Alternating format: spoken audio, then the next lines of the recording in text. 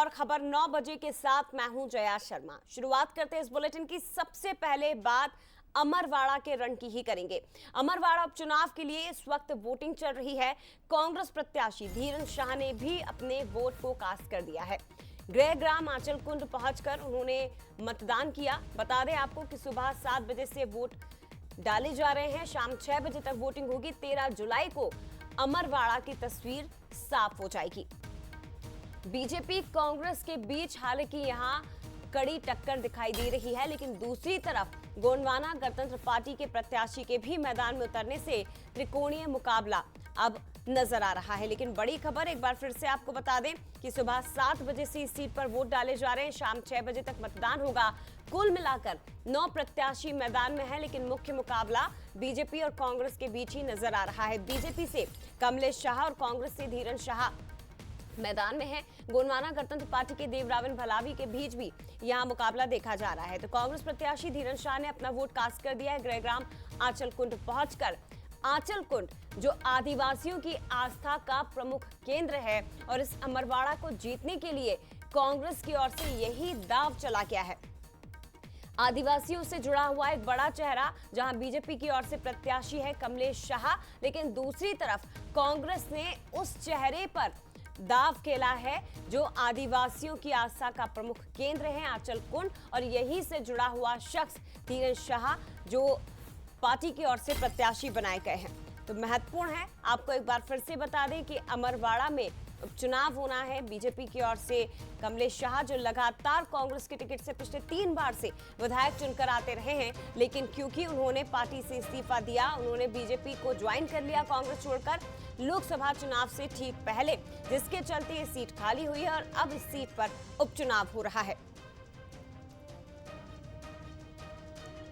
तो तस्वीरें आप देख सकते हैं, ये कांग्रेस प्रत्याशी अमरवाड़ा से धीरन शाह हैं, जिन्होंने आंचलकुंड मतदान केंद्र के बूथ पर पहुंचकर अपने मत का प्रयोग किया है। लेकिन कई मुद्दे जो जनता के जहन में निश्चित तौर पर यहां पर होंगे। 2.5 लाख से ज्यादा वोटर्स हैं।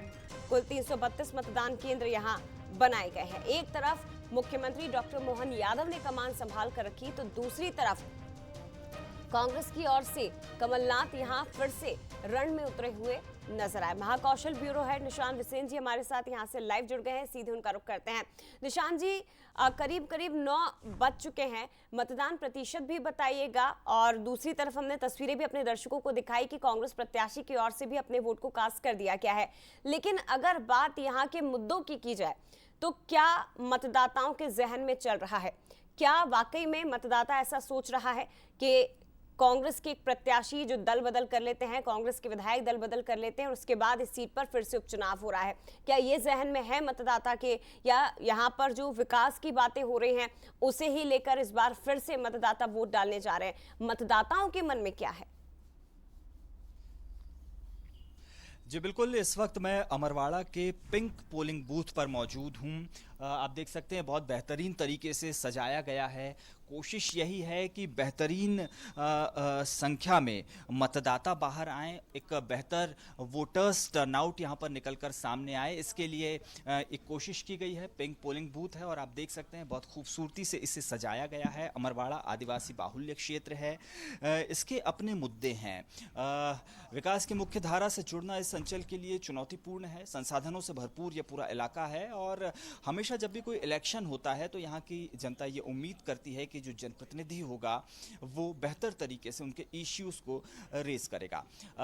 ये विधानसभा चुनाव किन परिस्थितियों में हो रहे हैं ये सभी को पता है। उपचुनाव है, यहाँ पर कांग्रेस और बीजेपी के बीच मुकाबला है। इसके बीच गोंडवाना गणतंत्र पार्टी भी यहाँ पर अपनी मौजूदगी दर्ज करा रही है।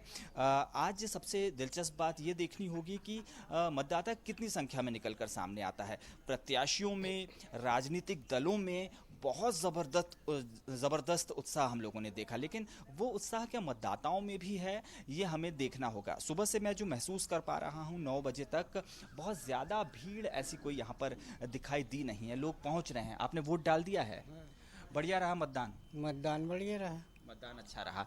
अमरवाड़ा क्षेत्र के मुद्दे क्या हैं? आप लोगों ने इस चुनाव में क्या महसूस किया? इस चुनाव में क्या महसूस, अपन तो गरीब आदमी हैं, अब अपन महिलाएं भी यहाँ पर हैं, आपने वोट डाल दिया है, कैसा रहा मतदान?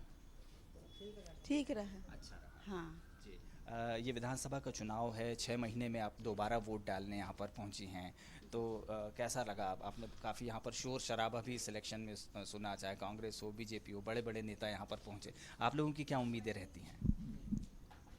उम्मीदें वही रहती सर कि बस अपन गरीब लोग हैं, कोई ऐसी आर्थिक सहायता मिलती रहे या अपना थोड़ा सा ऐसा काम चलता रहे। आप महिलाएं हैं, अगर आप नहीं बोलेंगी तो कैसे होगा, आप बताइए। होना चाहिए, हमारा घर नहीं है ना। कच्चा मकान है अभी।